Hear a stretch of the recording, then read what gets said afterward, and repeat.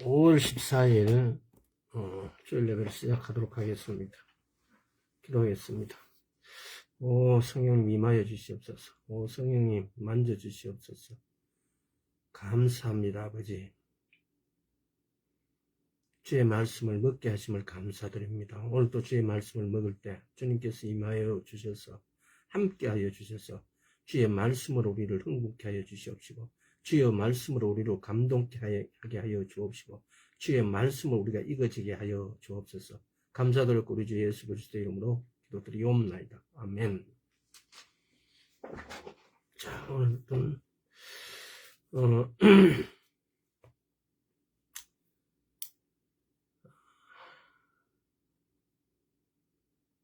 좋은 믿음을 갖기 위해서 이제 어떤 높은 수준, 케니시 목사님은 높은 수준의 믿음을 갖기 위한 7단계 이렇게 표현했는데, 좀 제목이 참 원래 말씀 쓰여진 것하고에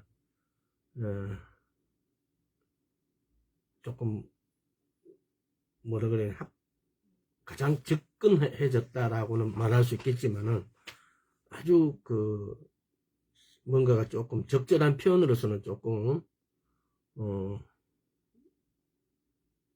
확 다가오지 않는, 그렇지만은 하여튼 그런 표현이에요.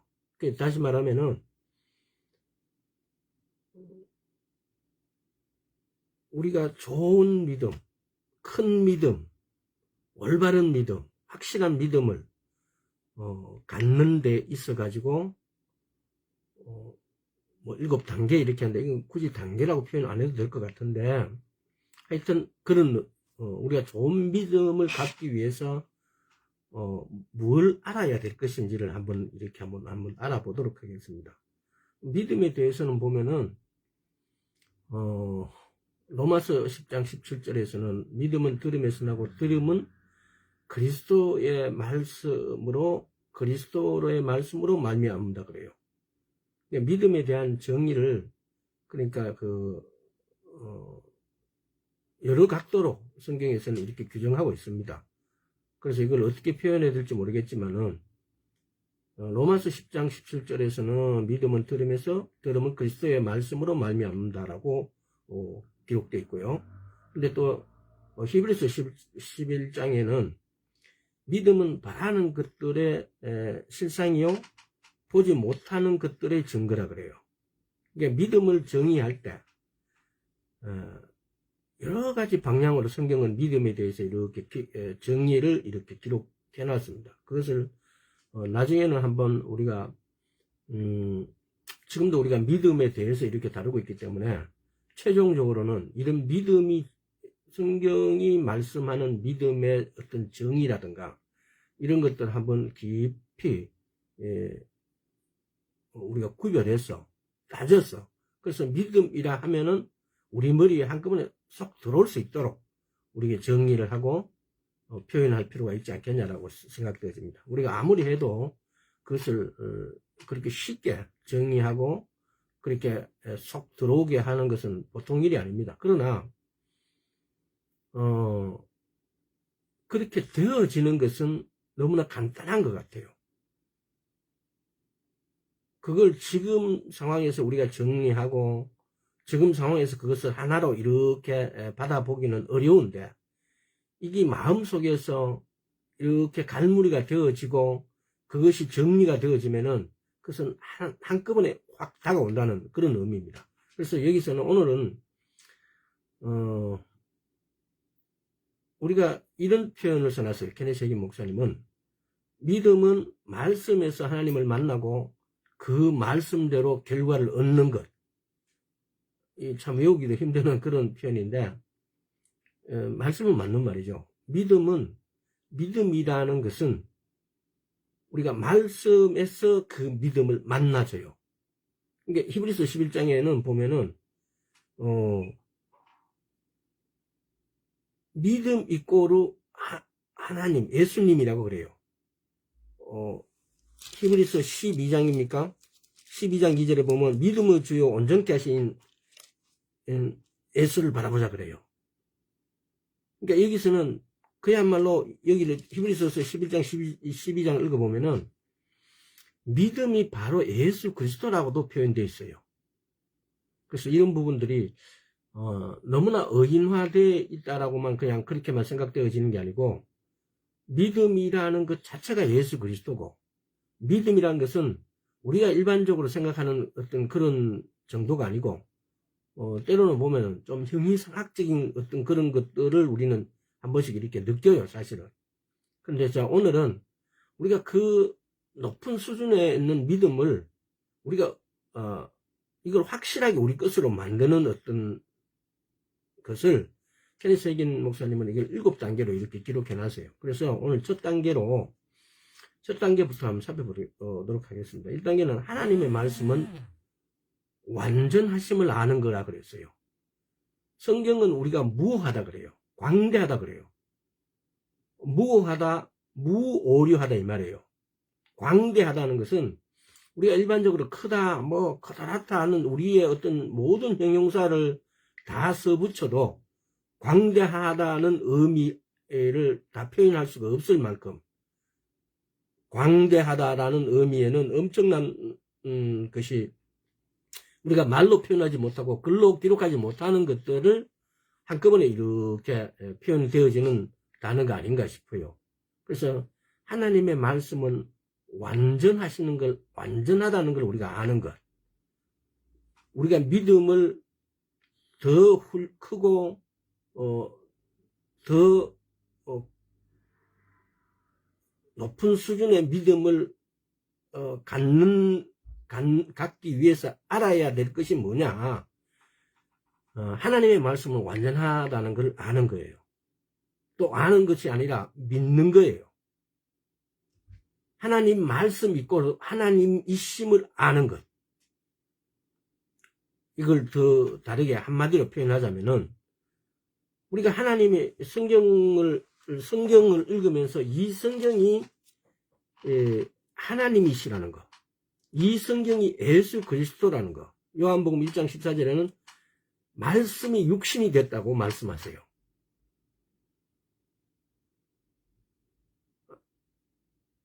이 말씀이 육신이 되신 분이 예수 그리스도예요. 그분은 하나님이세요. 그래서 이 말씀이 곧 하나님이라는 사실을 우리는 입으로는 이렇게 말할 수 있어도 이 부분 우리는 너무 쉽게 놓친다는 거예요. 그래서 오늘 이 부분에 대해서 한 번 더 조금 이렇게 들어가 보도록 하겠습니다. 하나님의 말씀은 하나님이 우리에게 주신 계시라는 거. 이거 한번 따라 보세요. 하나님의 말씀은 하나님이 우리에게 주신 계시입니다. 성경은 오늘날 현재 우리에게 말씀하시는 하나님이시라는 겁니다. 우리가 이게 글로 표현되어진 이 성경을 때로는 너무 쉽게 생각하고 때로는 너무 그냥 쉽게 다루고 또 때로는 너무 근성으로 이것이 하나님 말씀이 꼭 하나님이라는 사실을 망각한다는 거죠. 이 성경은 오늘날 우리에게 말씀하시는 하나님이세요. 실제로 이 성경이 말씀하시는 하나님이라는 사실 우리가 알 때 우리 믿음이 높은 수준의 믿음을 갖게 되어진다는 겁니다. 그래서 성경을 이 성경이 하나님이시다라는 사실을 받아들이지 않기 때문에 성경을 가까이 하지 않는 거예요. 우리는 이 성경에서 오늘날 우리는 예수님이 이 땅에 오셨을 때는 예수님을 보고 나를 본 자는 하나님을 봤다라고 말씀하셨으니까. 근데 오늘날 우리가 하나님을 만날 수 있는 유일한 방법은 이 말씀을 통해서예요. 이 말씀이 곧 하나님이라는 사실을 우리 머리에서 우리 온 영혼력으로 이걸 받아들이지 못하면은 우리는 하나님을 만날 수 있는 방법이 없어요. 그래서 이 성경은, 이 말씀은 하나님이 숨결이 깃든 루하의 생기, 하나님이 흙으로 사람을 만드시고 거기에 생기를 불어넣으세요. 그 생기가 숨결을 불어넣는 거죠. 그러니까 성경은 이 하나님의 숨결이 깃들고 하나님이 거하시는 하나님의 영감이 깃든 메시지입니다. 계시라는 거죠. 메시지라는 거죠. 히브리서 4장 12절 한번 볼까요? 히브리서 4장 12절 보면은 하나님의 말씀은 살았고 운동력이 있어 좌우의 날선 어떤 검보다 예리하여 혼과 영과 및 관절과 골수를 찔러 쪼개기까지 하며 또 마음의 생각과 뜻을 감찰하나니 하나님의 말씀은 살았고 그래요. 이 영어 표현을 보면 킥 이렇게 되어 있어요. 이 하나님의 말씀, 이때 이 말씀은 로고스를 말해요. 근데 이 로고스, 하나님의, 우리가 들고 있는 이 성경 하나님의 말씀이 여기에 하나님의 생기, 루하의 숨결이 들어가게 되어지면은 그것이 그래서 내게 임할 때 여기서의 영어 표현에 하나님 말씀은 살았고 할 때 이 퀵, 이것이 살아서 내게 임할 때 이것이 살아나는 이 로고스의 말씀이 우리가 이 말씀을 믿고 그대로 행하면은 그랬을 때 이 말씀이 이 말씀이 우리에게 살아서 역사하게 되는 그 말씀은 레마의 말씀이에요. 그래서 우리가 성경을 찾고 성경을 읽고 성경을 연구하고 성경을 묵상하는 이유가 이 로고스의 말씀이 우리에게 레마로 역사하는 은혜를 맛보기 위해서, 은혜를 누리기 위해서, 우리 아픈 자가, 우리 가난한 자가, 우리의 모든 여러 가지 환경적인 문제, 모든 문제가 해결되지 않고 그것을 해결할 것을 기대하면서 믿음으로 앞으로 나가고 있습니다. 근데 그 믿음으로 나가는데 그 답이 뭐냐? 이 말씀이에요. 이 말씀 안으로 들어갈 때 우리가 온갖 다른 어떤 것을 기대하고 어떤 것을 바라고 돈 있는 친구가 나를 도와줄 것이다. 좋은 선배가 나를 도와줄 것이다. 내 직장에 어떤 사람이 나를 도와줄 것이다. 어떤 부자가 나를 도와줄 것이다. 아무 기대할 수는 있겠죠. 하지만은 우리가 예수를 믿으면서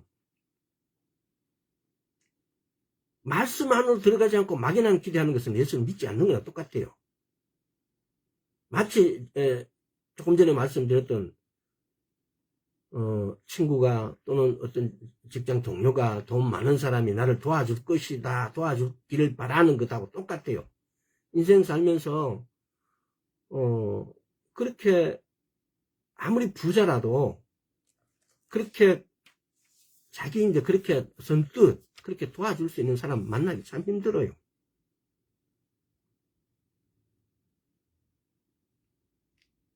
그래서 우리가 이 말씀이 살아서 움직이는 숨결, 하나님의 숨결, 하나님의 생기가 임해지는 그 말씀을 우리가 경험하기 위해서는 때로는 그 말을 다시 다르게 바꾸면은 내가 건강하기 위해서, 내가 부자가 되기 위해서, 내가 영적인 사람 되기 위해서, 내가 하나님의 사람이 되기 위해서는 이 말씀 안으로 들어가야 되는 거예요.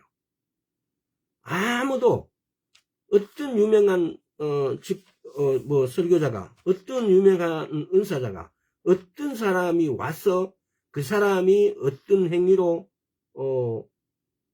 나를 도와주는 것보다도 가장 정답은 이 말씀에 있다는 겁니다. 그래서 하나님의 말씀인 성경은 우리에게 말씀하시는 하나님이 있습니다.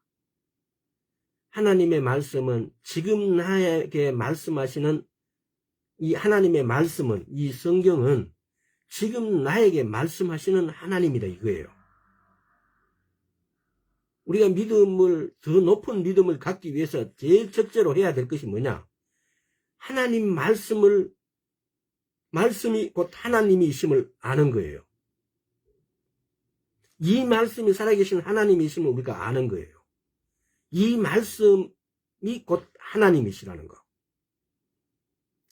이 하나님의 말씀은 지금 나에게 주 예수 그리스도가 여기서 직접 말씀하시는 거다 이 말이에요. 내가 어떻게 하나님의 음성을 듣냐? 하나님은 하늘에 계시고 나는 이 땅에 있는데 또 나는 믿음이 약해서 우리는 이런 핑계를 대고 있어요. 근데 너무나 간단해요.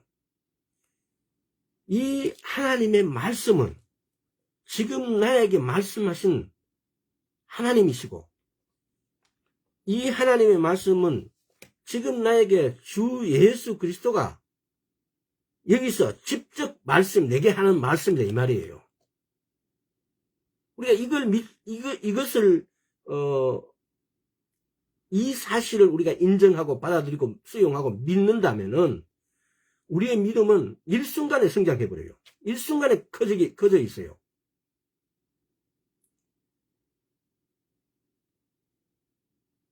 그래서 우리는 날마다 이걸 선포하고 복창하고 고백해야 돼요. 이 성경이 곧 나에게 직접 말씀하시는 예수 그리스도라고. 이것이 성경이 곧 하나님이시라고. 이 성경 말씀이 곧 하나님이시라는 것. 이 성경 말씀이 이 기록되어진 성경 어떤 뭘 하라 하지 마라라고 이렇게 표현된 것이 다 내게 말씀하시는 거라고요. 내가 그것을 내 것으로 받아 먹을 때 그 말은 그 말씀 한 구절 한 토막은 로고스에서 레마가 되는 순간 그 숨결이 부어 넣어져서 내게 이루어지는 역사를 일으킨다 이 말이에요. 그래서 우리는 때로는 이런 게 있는 것 같아요. 그래서 이 말씀을 내가 어떻게 받아들이고 수용하고 믿느냐가 오늘날 보면은 너무나 많은 교단, 너무나 많은 교회, 너무나 많은 이단적인 이런 형태가 교회 안에서 너무 많이 이루어지고 있어요. 목사님 입을 통해서 나오는 많은 말 중에서 너무나 비성경적인 게 너무나 많아요. 그래서 우리는 하나님의 말씀을 실제적으로 얻기 위해서 교회의 가르침, 때로는 내 가족들의 가르침하고 싸워야 될 때가 있습니다. 우리는 성경 중심적이어야지 절대 교회 중심적이면 안 됩니다.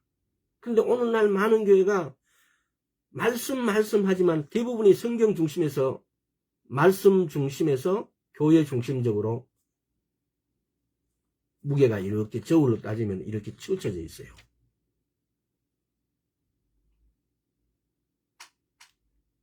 우리가 이 말씀이 이 성경이 나에게 말씀하시는 하나님이시라는 이 첫째 원칙, 이 첫 단계를 우리는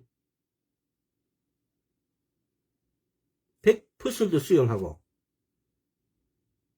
때로는 내가 이 사실이 믿기지 않더라도 이거는 사실이라고 공포하고 고백하고 선포해야 돼요.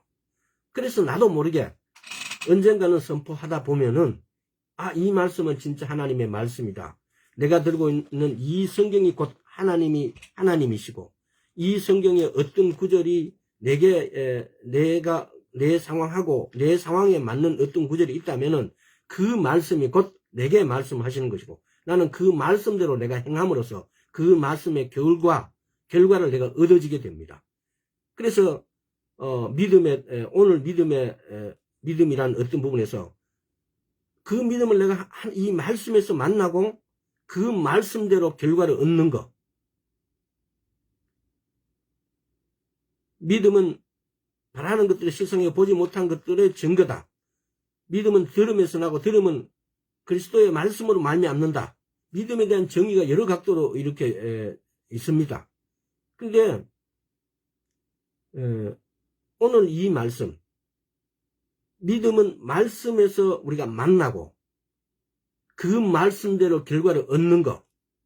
그래서 내가 말씀을 꾸준하게 이렇게 읽고 묵상하다 보면은 내 처지와 내 상황과 맞아떨어지는 말씀들이 있어요.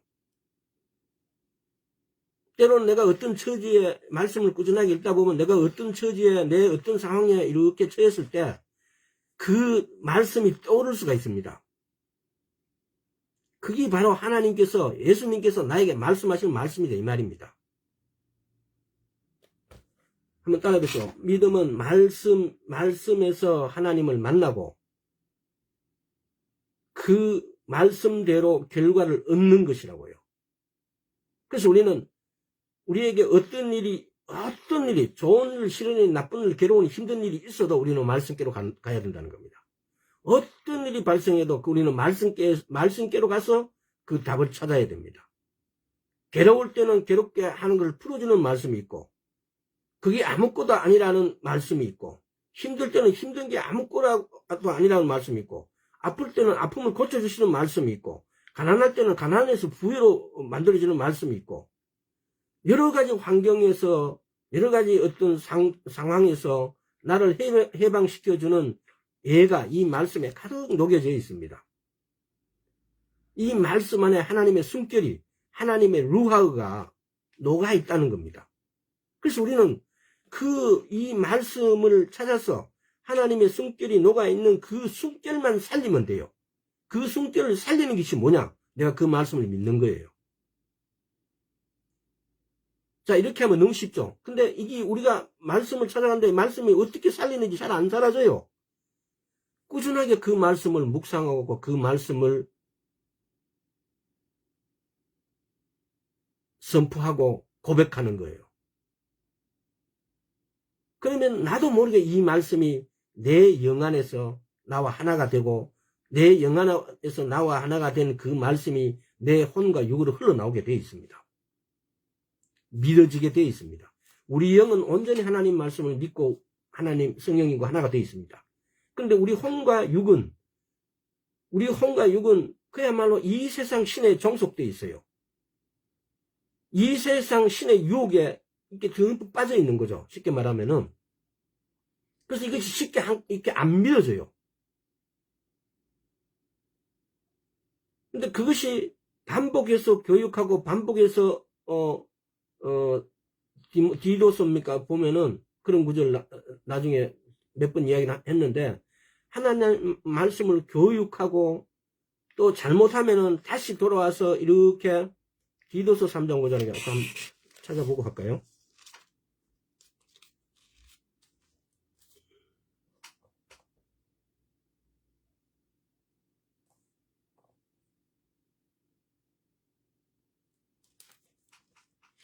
디도서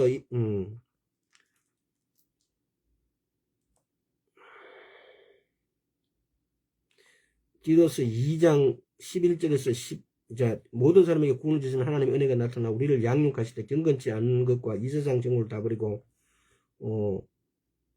근신함과 어려움과 경건함으로써 세상에 살고 복스러운 소망과 우리의 크신 하나님 구주 예수 그리스도의 영광을 나타났으면 기다리게 하셨으니 지금 이 말씀을 자세히 나중에 한번 이렇게 해석해 보세요. 그러면은 우리가 하나님의 말씀을 붙잡고 가다가 때로는 또 잘못된 길을 가고 그러면 다시 우리 하나님의 말씀 먹은 그 말씀이 나를 교육해서 바른 길로 내가 다시 회개하고 내가 다시 잘못했습니다 하고 다시 바른 길로 이렇게 교육해서 올바른 길을 갈 수 있다는 그런 의미를 이렇게 내포하고 있는 겁니다. 그래서 하나님의 말씀, 이 말씀이 곧 하나님이시라는 거. 우리가 큰 믿음, 그런 믿음을 갖기 위해서는 이 말씀이 곧 하나님이시고 이 말씀이 곧 예수 그리스도시고 예수 그리스도의 말씀이에요. 이 말씀이 곧 이 말씀에 하나님의 숨결이 역사토록 하는 것은 하나님이 아니시고 우리예요. 우리가 이 말씀을 믿고 그대로 순종했을 때 이 말씀대로 내가 순종했을 때 이 말씀에는 하나님의 숨결 루아흐가 흘러 나오게 되어 있어요. 그랬을 때 그 말씀대로 되어지는 역사가 일어난다는 겁니다. 그래서 오늘 우리 믿음을 높은 수준으로 올리는데 첫째가 뭐냐? 이 말씀이 곧 하나님이시라는 걸 우리가 믿는 거예요. 두 번째는 우리가 구속되었다는 사실, 그 실제를 우리가 아는 거예요. 우리가 구속되었다, 우리가 구원되었다. 골로새서 한번 볼까요?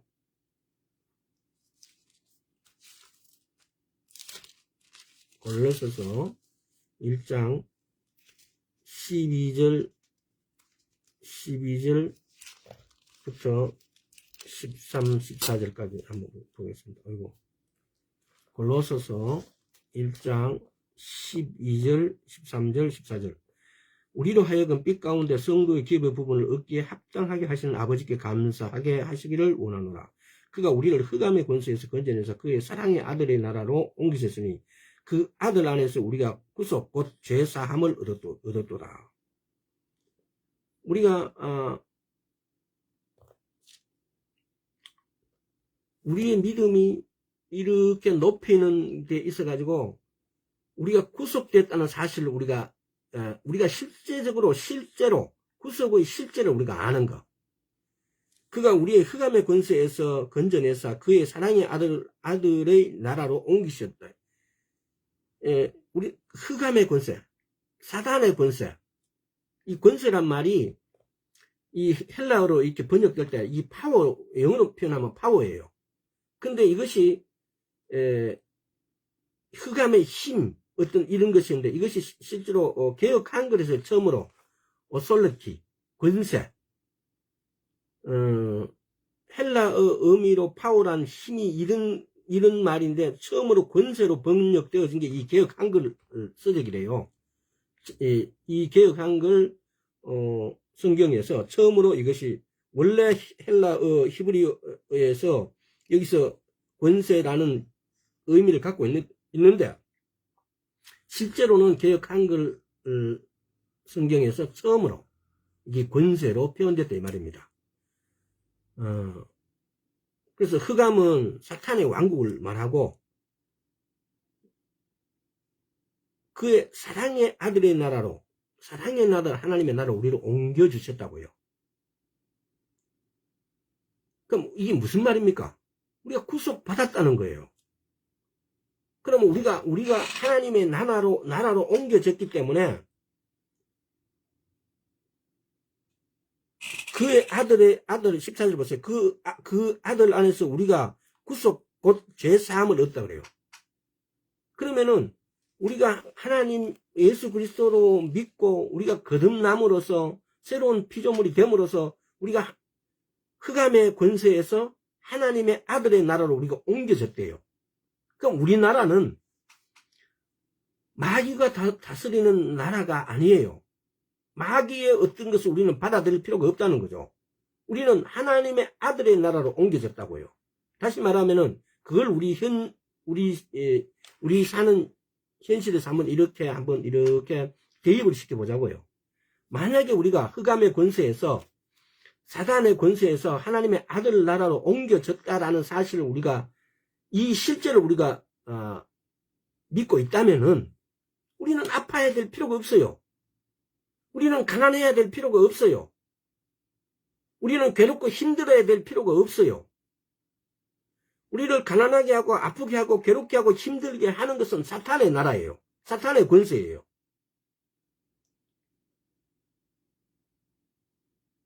우리가 이렇게 되어야 될 필요가, 우리가 이렇게 당하는 것은 사탄의 권세에 억누름을 당하는 거거든요.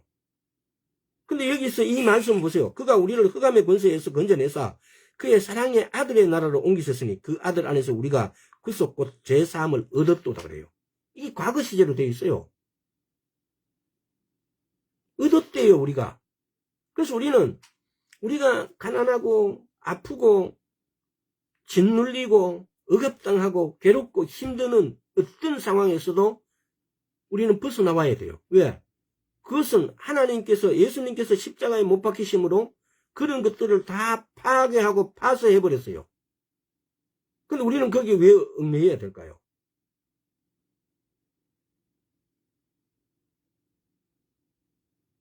자, 그럼 우리는 어떻게 거기에 대해서 나와야 돼요? 계시록 12장 한번 볼까요? 계시록 12장. 계시록 12장 11절. 또 여러 형제가 어린 양의 피와 자기의 증거하는 말을 인하여 저를 이겼으니 그들은 죽기까지 자기의 생명을 아끼지 아니하였도다. 눈이 가깝게 보는데 이게 뭐가 초점이 안 맞네요. 또 우리 여러 형제가 어린 양의 피와 자기의 증거하는 말을 인하여, 그래서 이걸 해석을 우리가 똑바로 해야 돼요. 어린 양의 예수의 피와 자기들의 증언하는 말씀, 나의 고백. 나는 마귀의 것이 아니다. 나는 건강한 자가 되었다. 나는 부유한 자가 되었다. 라는 우리 입으로 나오는 이 말들.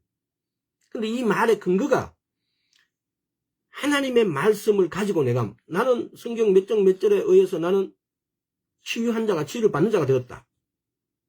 마태복음 8장 17절, 베드로전서 2장 24절, 이사야서 53장 1절에서 5절, 뭐 특별히 3절에서 5절을 보면은 예수님께서 매 맞음으로 나는 나았다고요. 이런 구절을 예수의 피와 우리 입으로 나는 예수님께서 십자가에 못 박혀 죽으시고 매 맞으면 나는 이미 내 병이 치유되었다라고 이렇게 선포하는 거, 고백하는 거. 우리 지난 시간에 고백에 대해서 이렇게 나눴잖아요. 자기들의 증언. 여기서 지금 말하는 그거잖아요.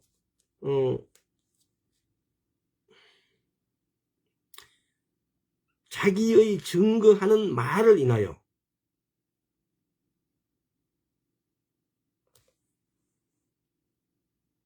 내 구속의 실제를 내가 경험하기 위해서는 반드시 믿음 플러스 지난 시간에 우리가 고백해야 된다고, 말로 해야 된다고, 내뱉어야 된다고요. 오늘 이 말씀에서도 보면 그래요. 이 구속받는 데 있어 가지고 우리가 어떤 아픔이라든가 질병이라든가 특별히 이렇게 아픔을 벗어나는 것은 예수의 피 플러스 내 증거하는 내 입술의 고백이 있어야 된다고요. 지금 이 말씀이 그걸 말씀하고 있어요.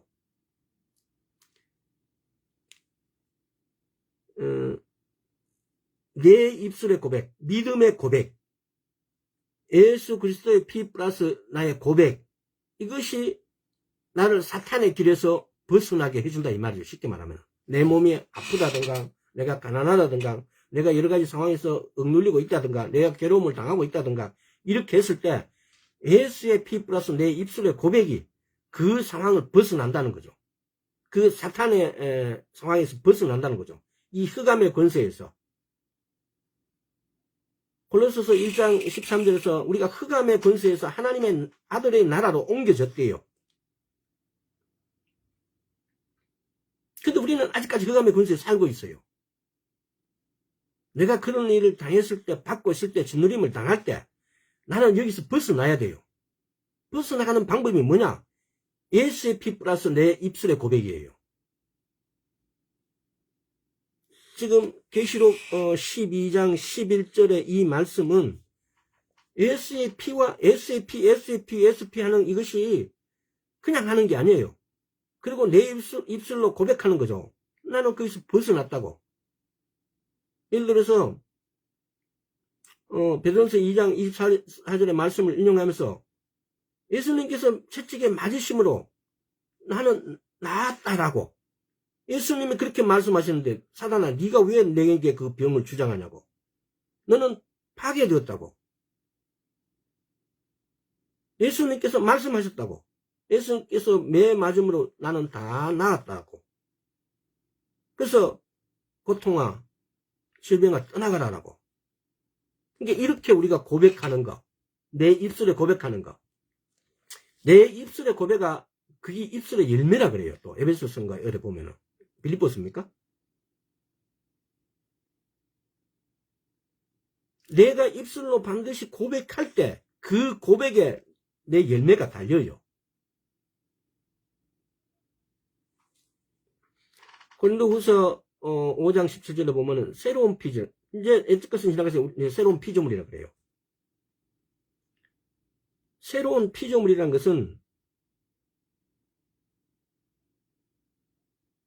좀 이따 새로운 피조물에 대해서 나올 겁니다만은 사탄의 권세, 사탄의 지배받는, 사탄의 법령에 의해서 지배받는 것이 아니라 하나님의 나라로 옮겨진 우리는 예수 그리스도의 말씀에 의해서, 예수 그리스도에 의해서 지배받는다 이 말이에요.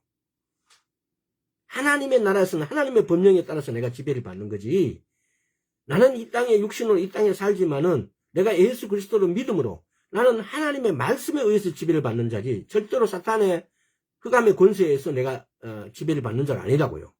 우리는 대한민국에 살면서 대한민국의 법령을 따라야 돼요. 대한민국의 법령을 이만큼이라도 어기면은 주저 딱지 떼이고 벌금을 물게 되어 있어요. 마찬가지예요. 우리가 하나님의 나라의 법령, 즉 이 말씀에 따라 사는 자지 절대로 사탄의 법령에 의해서 사는 자가 아니라는 겁니다. 자, 그럼 이런 사실을 가지고 우리 질병하고 이렇게 연결하면서 이렇게 한번 한번 해볼게요.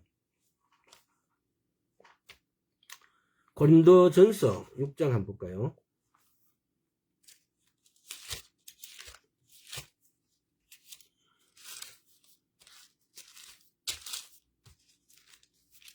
고린도전서 6장 19절에서 20절.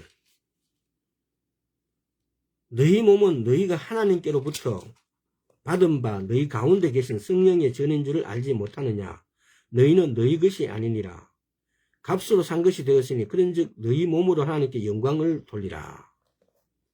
우리 몸은 하나님께 영광을 돌리는 데 사용돼야 돼요. 왜? 우리 몸은 19절에 그러잖아요. 몸은 너희가 하나님께로부터 받은 바 너희 가운데 계신 성령의 전인 줄 너희가 알지 못해. 우리가 성령의 전이라고 그래요. 그럼 우리는 우리 몸은 하나님께 영광을 올리기 위해서, 바치기 위해서 쓰여져야 되는 거지. 우리 몸을 만약에, 근데 오늘날 우리는 대부분 사실은 마치 사단의 종으로 살고 있다는 겁니다. 우리가 아프고, 우리가, 말씀하고 반대적인 우리 몸으로 행하게 된다면, 이건 사탄의 전이 된 거죠. 사탄을 영광스럽게 하기 위해서 내 몸이 쓰임받고 있다 이 말이에요. 달리 표현하면은, 그래서 달리 더 간단하게 이야기하면은 우리는 질병에서 구속받았다 이 말은 내가 만약에 몸이 아프거나 질병으로 이렇게 고통을 받고 있다. 그러면 이것은 뭐랍니까? 이것은 하나님께 영광을 올려드리지 못하고 사탄께 영광을 올려드리는 거예요. 사탄이 하나님 앞에 가서 그럴 겁니다. 보세요. 쟤는 내 말을 듣고 내 종이잖아요. 라고.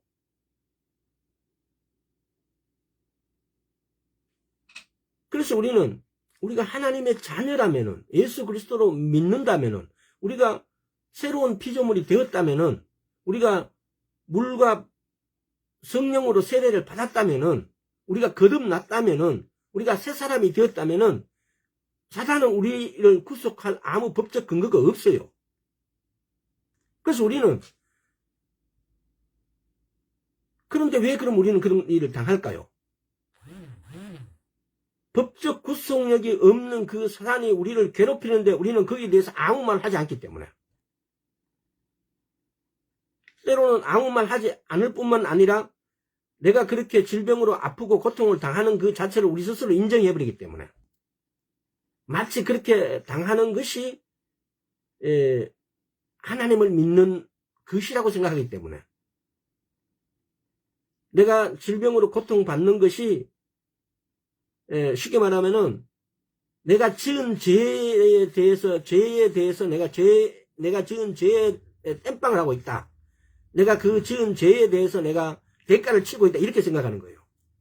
내가 아프니까 아픈 것이 그래 주님께서 내가 이런 죄를 지었으니까 내가 이렇게 아픈 거구나 라고 이것이 마치 주님의 내게 주시는 어떤 것으로 내가 받아들여 버려요.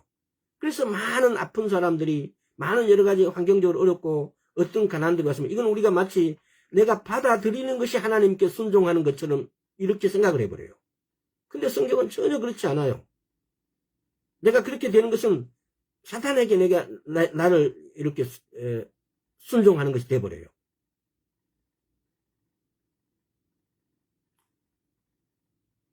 그래서 우리가 하나님의 자녀지 사탄의 자녀가 아니에요. 그래서 우리가 우리의 구속의 실제를 우리가 알아야 된다는 겁니다. 그러니까 이런 상황을 골로새서 1장 12, 13, 14장의 말씀 가지고라도 우리는 흑암의 권세에서 벗어나서 하나님의 아들의 나라로 우리가 옮겨졌어요. 그래서 내 소속은 하나님의 나라이기 때문에 나는 하나님의 말씀에 의해서 내가 영향을 받는 거지. 내 그 말씀이 나에게 법령이고 그것이 정의예요. 쉽게 말하면은 의죠, 의.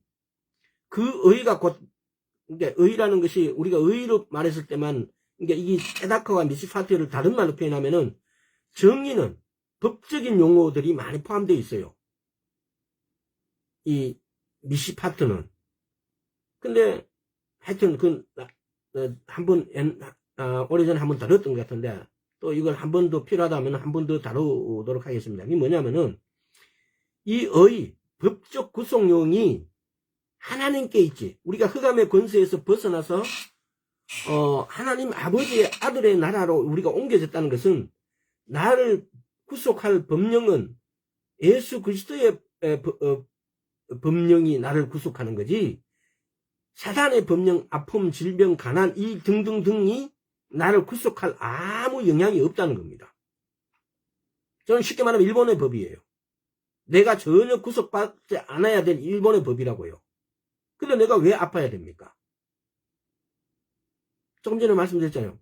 이것이 내가 아픈 것이 마치 대가를 지불하고 있는 것 같이 착각하기 때문에 때로는 내 입술로 그렇게 선포해버리기 때문에 억수로 양심이 좋아서 마치 그것이 양심이 있는 것처럼 근데 그것이 내 입으로 그렇게 시인함으로 고백함으로 나 스스로를 그렇게 그 법령에 맞춰 그렇게 되면은 절대로 하나님 나라에 갈 수가 없어요.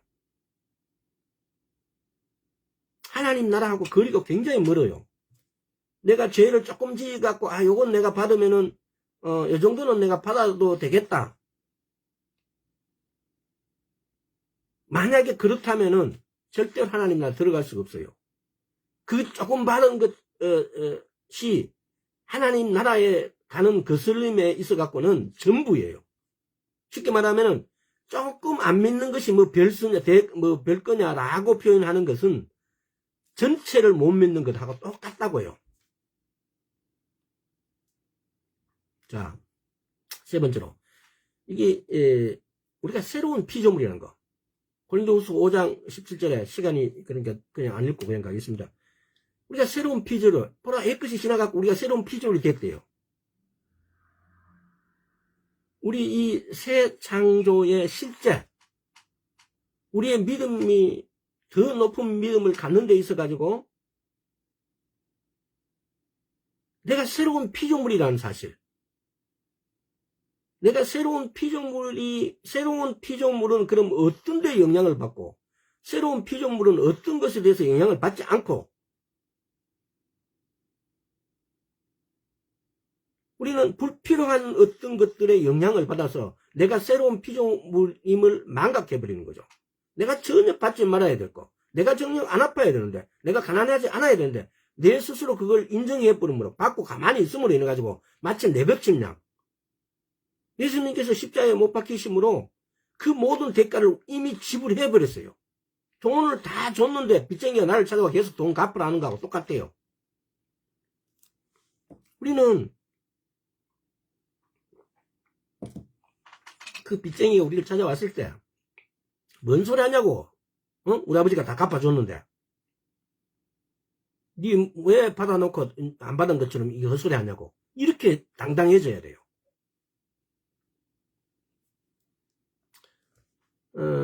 새로운 피조물이라는 것은 우리가 예수 그리스도 안에서 재창조됐다 이거예요. 리크리에이티드가 됐다 이 말이에요. 이 재창조되었다라는 이 말은 어떤 의미를 갖고 있냐? 내가 거듭났다, 내가 새로운 피조물이 되었다라는 것은 어떤 의미를 갖고 있는지 한번 이렇게 살펴보도록 하겠습니다. 실제로 내가 새로운 피조물이 됐다는 것은 새 창조의 실제하고 또 구원의 법적인 측면을 아는 것이에요. 구원의 법적인 측면은 정의예요, 정의. 즉, 예수 그리스도 안에서 우리가 재창조되었다는 거죠. 그러니까, 새 창조의 실제랑 오늘 말씀을 지금, 우리가 새로운 피조물이나 에 대해서 쭉 이렇게 말씀할 건데, 이걸 두 가지 각도에서 바라보라는 겁니다. 우리가 새 창조의 실제고, 우리가 또 구원의 법적인 측면을 아는 거. 법적인 측면인 것은 정의예요, 정의. 예수 그리스도에서 우리가 재창조되었다 이 말이에요. 자, 그래서 예수님을 구세주로 영접하고 주님으로 고백할 때 우리가 재창조되었어요. 물과 성령으로 세례받을 때 우리가 재창조되었어요. 내가 그걸 이제 우리는 거듭났다라고 표현해요. 또 예수 그리스도를 옷 입었다 그래요. 갈라디아서 3장에는. 이렇게 됐을 때 우리가 재창조되었다고요.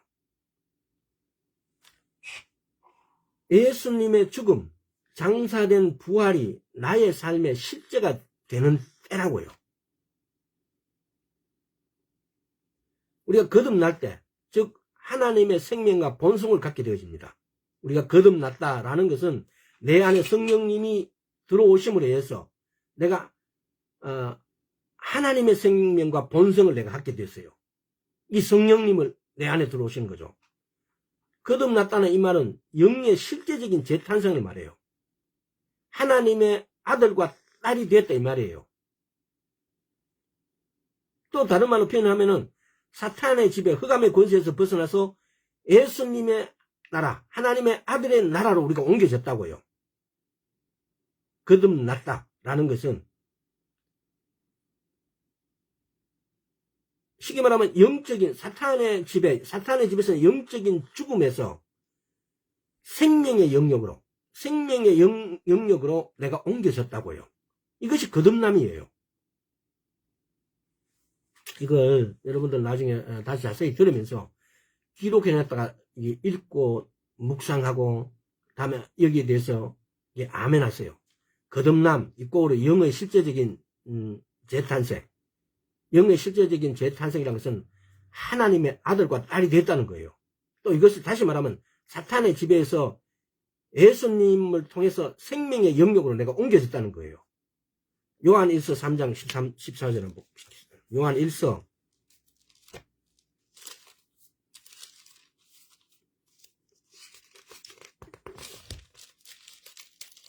요한1서 3장 14절.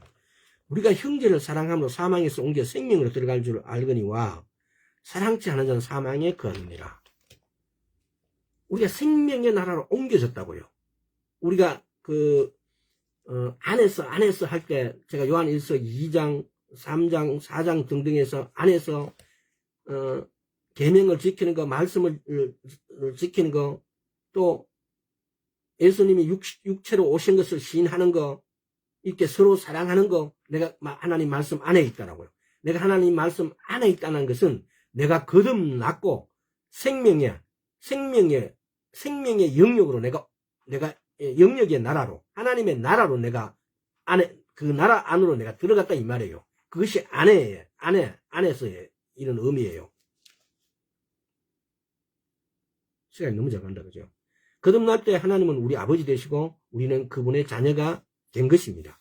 하나님은 예수님을 사랑하신 것처럼 우리도 똑같이 사랑하십니다. 이 요한복음 17장 한번 볼게요. 요한복음 17장 23절. 곧 내가 저희 안에 아버지께서 내 안에 계셔 저희로 온전함을 이루어 하나가 되게 하려 함은 아버지께서 나를 보내신 것과 또 나를 사랑하신 같이 저희도 사랑하신 것을 새삼으로 알게 하려 하십니다. 아버지께서 나를 보내신 것과 또 나를 사랑하신 같이 저희도 사랑하신 것을 그러니까 아버지 하나님께서 예수 그리스도를 사랑한 것과 똑같이 요만큼도 안 빠지고 똑같이 우리를 사랑하신다고요. 근데 예수님께서는 이런 말씀을 해요. 너희는 더 큰 일을 하리라 그랬어요. 예수님은 바다를 가르고 죽은 자를 살리시고 이렇게 이 땅에서 활동하셨는데, 응? 하셨는데, 근데 예수님이 가시면서 너희는 이보다 더 큰 일을 하리라 그랬어요. 왜 여기서, 왜? 하나님께서는 예수님을 사랑하듯이 똑같은 분량으로 우리도 살아가고 계시니까. 골로새서 다시 1장 18절 한번 볼까요?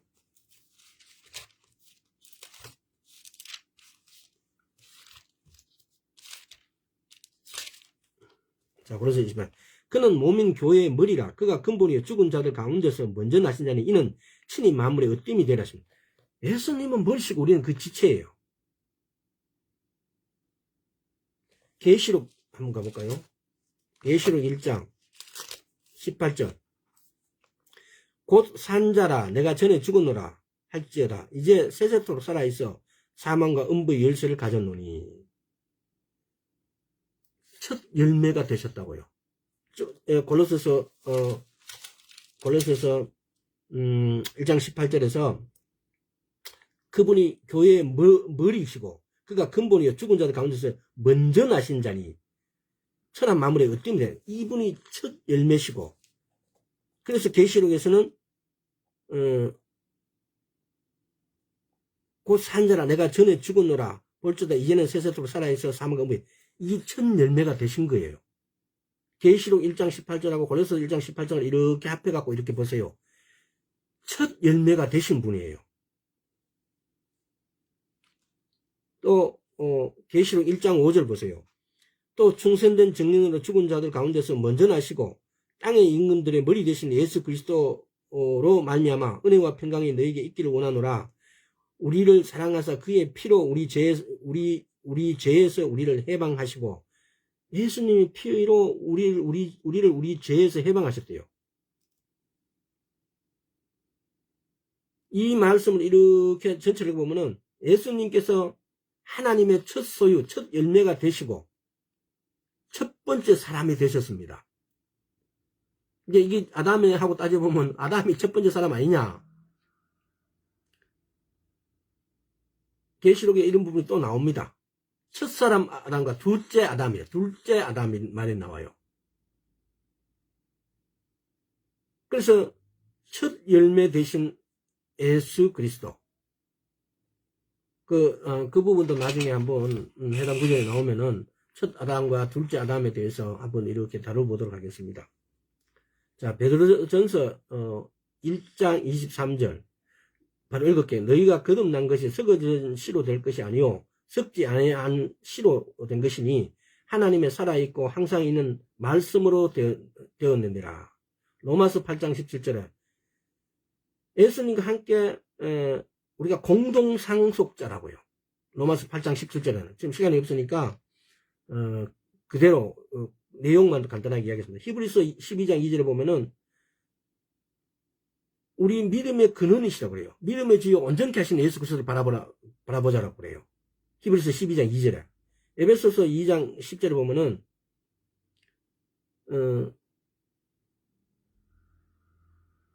우리를 창조하시고 선한 일을 위해 그리스도 안에서 창조함을 받았어요. 우리를 창조하신데 우리가 그리스도 안에서 창조함을 받았다고요. 하나님은 우리를 그리스도 안에서 보신다는 거죠.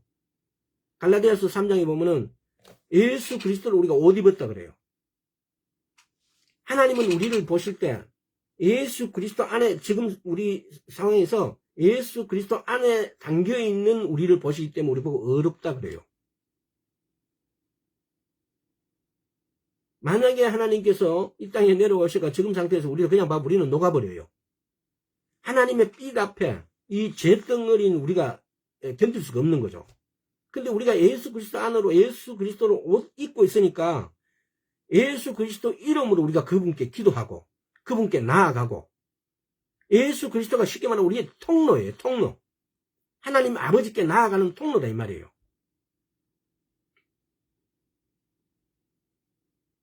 따라서 내가 새로운 피조물이란 것은 내가 아니고 자연세계에 있는 내가 아니고 내가 새로운 피조물이라 이 말이에요. 따라서 그리스도 안에서 나 자신을 바라봐야 돼요. 내가 지금 있는 개인 독단으로 나를 바라보면은 그래서 내가 어렵다라고 이야기한다면은 사기꾼이 돼요. 그럴 수가 없어요. 하나님의 의로우신 그 빛 앞에, 완전한 빛 앞에 우리가 나아갈 수 없다는 겁니다. 우리는 지금 예수 그리스도 안에서 담겨져 있어요. 그래서 우리가 예수 그리스도 안에서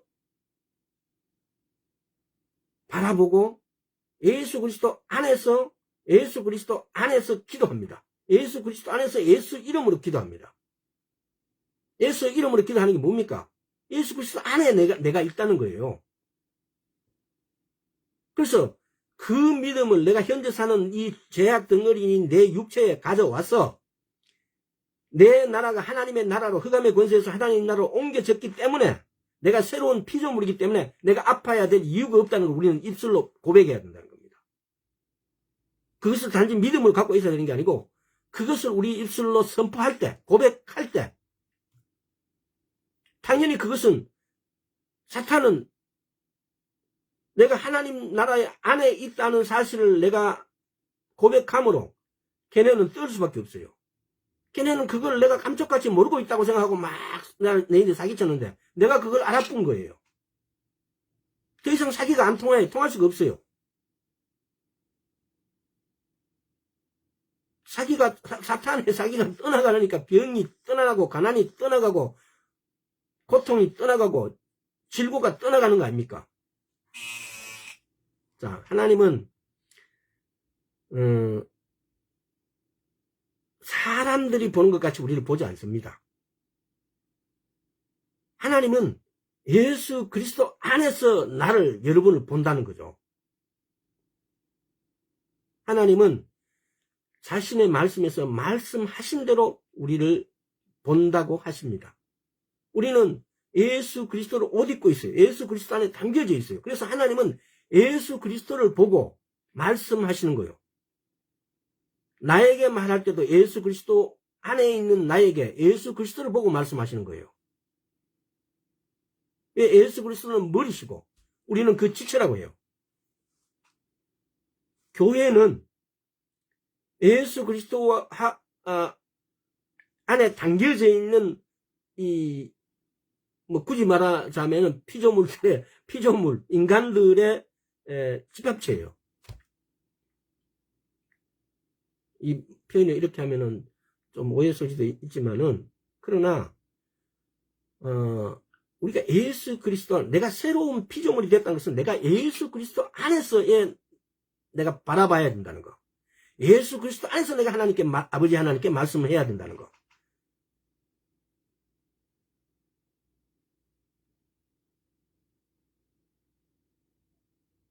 내가 새로운 피조물이라는 것은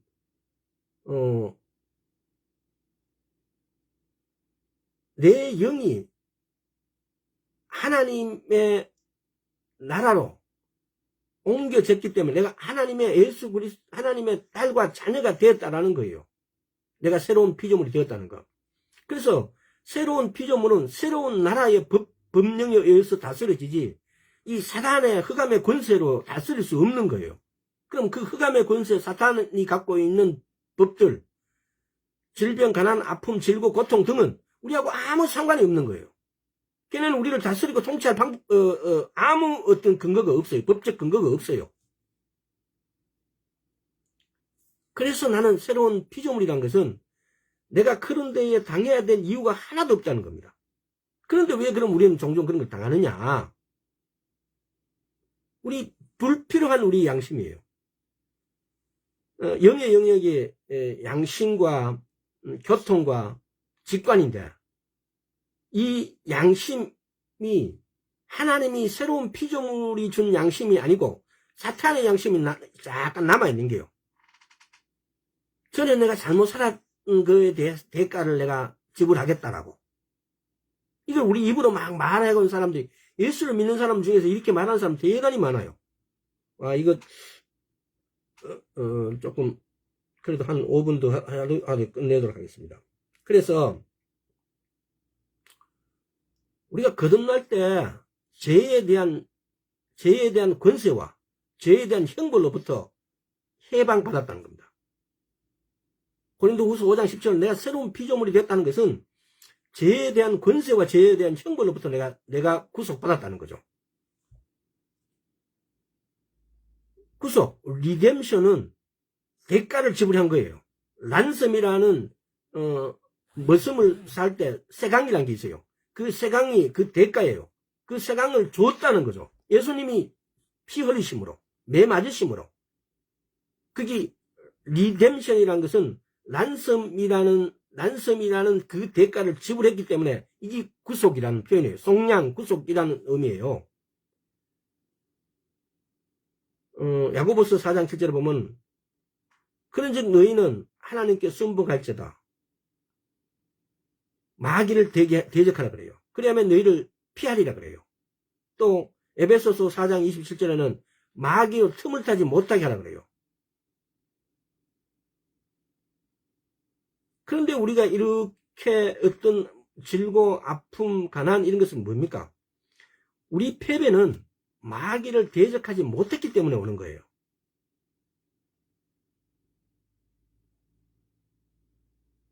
때로는 우리 생각으로 시험과 환난이 당하는 것이 그것이 옳다고 내가 이런 옛날에 지은 이런 대가가 있기 때문에 라고 이야기하기 때문에. 하지만 성경은 그렇게 하지 않습니다. 이사야서 43장 25절에 보면은 하나님께서는 기억지 않으신다 그래요. 또 시편 103편 12절에 보면은 동이 서에서 먼 것 같이 우리 죄를 멀리 던져버렸다 그래요. 또 미가서 7장 19절에 보면은 우리 죄를 깊은 바다에 던져버렸다 그랬어요. 이렇게 성경은 우리 죄를 깊이 던지고 동이 서에서 먼 것 같이 깊은 바다에 빠져버리고 멀리 던지시고 우리 죄를 도말하셨는데 왜 우리는 우리 죄를 기억해야 되나요? 조금 뻔뻔하지만은 우리는 어렵다라고 선포해야 돼요. 만약 우리가 죄인이었을 때 뿌려놓은 씨앗을 거두려고 한다면은 죄에 대한 대가, 즉 형벌을 받고자 한다면 우리는 죽어 지옥에 가야만 합니다. 왜냐하면 지옥은 형벌의 한 부분이기 때문입니다. 죄의 형벌을 받는 것이에요. 지옥에 간다는 것은. 그래서 우리가 조금이라도 요건 내 대가 치르자. 우리는 다 받아야 돼요. 만약 우리가 형벌의 한 부분을 감당하려 한다면 우리는 모든 것을 감당하게 될 것이랍니다. 얼마나 무섭습니까? 근데 우리는 일반적으로는 우리가 믿음으로 그 믿음이 내 안에 완전히 퍼져서 나는 죄인이 아니다. 나는 의로운 자가 되었다라고 나는 새로운 피조물이 되었다고 이게 선포해야 되는데 만약에 내가 그 말을 뱉는데 양심이 조금 아파도 그렇게 선포해야 됩니다. 언젠가는 그 말씀이 내게 완전히 녹아서 내가 그렇게 의로운 자가 될 거니까요. 우리는 죄의 권세뿐만 아니라 죄에 대한 형벌로부터 구속함을 받았습니다. 왜? 예수님께서 십자가에 못 박히심으로 인해서.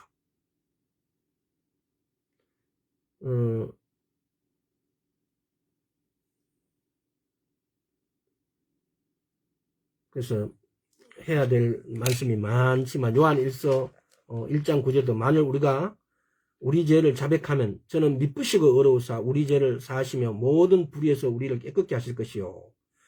또 골로새서 1장 12절에 보면 이로써 그 보배롭고 지극히 큰 약속은 우리에게 주사 이 약속으로 말미암아 너희를 정욕에서 인하여 세상에서 썩어질 것을 피하여 신의 성품에 참여한 자가 되게 하셨으니 신의 성품에 우리를 참여하게 하셨다고요.